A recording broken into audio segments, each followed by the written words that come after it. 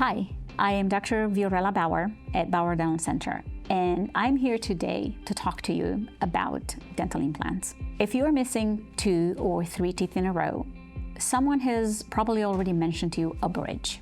They work great, but I want to make sure you understand the trade-off before you decide to move forward with the bridge. A traditional bridge means we grind away the teeth on either side of the gap, perfectly healthy teeth in many cases, and we grind them down to little nubs to anchor the bridges. You're permanently altering these good teeth to replace missing ones. And here's the part that bugs me the most. The bone underneath where those teeth are missing is shrinking because there's nothing in the bone stimulating it. Now, with implants, it's a completely different approach. We place the implant, the titanium post, directly into the bone where the tooth was extracted. Each implant acts as its own independent root, just like this one. We don't touch the healthy teeth next door.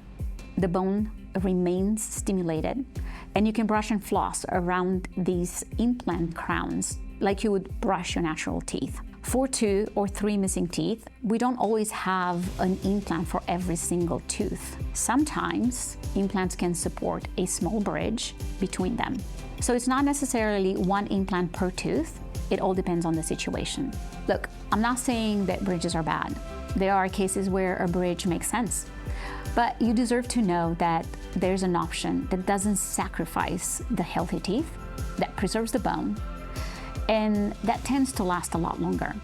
If you're weighing your options for replacing a few missing teeth, come talk to us. We'll look at your specific situation, show you what's possible, and let you decide what makes most sense for your mouth and your life.